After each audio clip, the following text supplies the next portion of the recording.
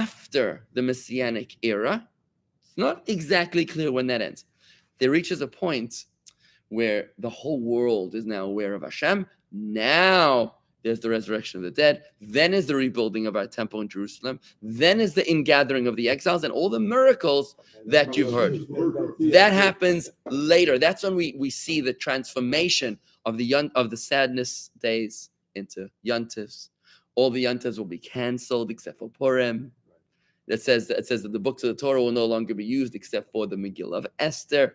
That's like a whole different experience where the dead will come rising again. But that's a second stage. So back to the Meshuggahers. Meshuggahers, right? They're not so Meshuggah. That's right. You have to be able to understand where they're coming from, and that's why I went into this deep dive of this conversation, because they're screaming the Rebbe's Mashiach.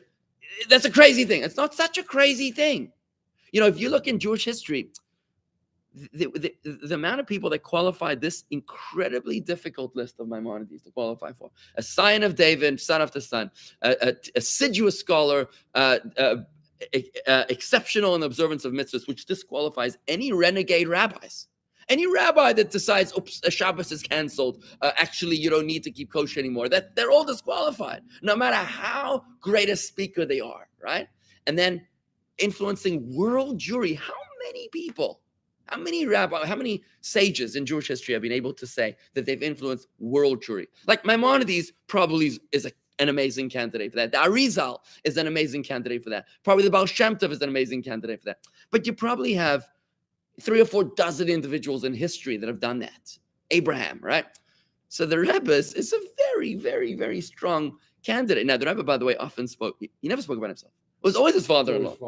And he would speak about his father-in-law, and this is where they went crazy. He would speak about his father-in-law as the candidate for Mashiach of our generation. The Rebbe would speak in the 70s and the 80s and the 90s about his father-in-law. And people understood that it was the Rebbe's humility, that he was like the extension of that. Well, he never right? called himself the Rebbe either. Exactly.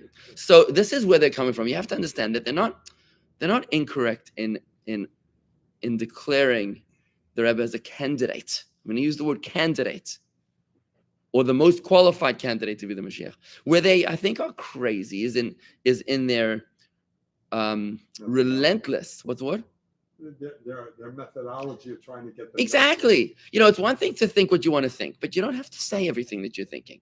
And you don't have to scream it down everybody's throats. They're walking around with huge pins and these crazy yarmulkes that look like helmets, and they're waving flags and they're sabotaging other events with their agenda. They come in with loudspeakers and megaphones. It's distressing, it's disturbing, it's unpleasant. So now this is how they took over 770. They become zealots. They became zealots, exactly. So now let me say, my father just sent me a letter. A quick note about the Rebbe. Very interesting notes. Is he listening to you? No, I don't think so. My father sent me this note this morning. Here, he said like this. He said that there's a shliach in Seattle. His name is Rabbi Shalom Ber Levitin. Rabbi Shalom Ber Levitin in 1967 was testimony to the story himself. He said it was one evening in 1967. The Chabad headquarters had just purchased 788 Eastern Parkway, which is a dormitory near 770. It's a yeshiva dormitory. And he said, I was standing alone outside of 770. It was a regular night. Suddenly the Rebbe came out of his room, walking towards his house. And before he goes down the steps of 770, we could hear the sound of fire trucks coming down Eastern Parkway. And they stopped right outside of 788 Eastern Parkway. The Rebbe stopped and he said aloud, let's go and look what's happening over there. And he walked towards 788. He stopped nearby. I stood near the Rebbe, and I saw after a few seconds that the Rebbe turns his face around towards 770, and he says emotionally, they're breaking my buildings. Where's the responsible parties? They're breaking my buildings. Who's responsible for this? There must have been some sort of a problem. Like maybe these yeshiva students were redesigning interior modeling or design or something, and somebody called the ambulance. So the fire engine. So the Rebbe went back to the door of 770, and he stood there by himself, without any secretaries nearby him, and he stood there for half an hour. until the last of the fire trucks left the building. Rabbi Chaikin and 2 other yeshiva students stood by the door, and whatever. That was the story my father sent me. In other words, my father was saying to me how sad it is that here they're fighting for the Rebbe, right? We want to be close to the Rebbe. Yet what they're doing is that they're going clearly against the Rebbe. You know, the whole building could crash down. Who knows what kind of foundations they're chipping away at in order to make their little tunnel. Right? The whole building comes crashing down, God forbid, right? It's a travesty. It's passionate zealots that began as well-intentioned, but they went off the deep end. And that's what happened in 770. I can tell you with great confidence that 99.7% of Chabad is opposed to this behavior.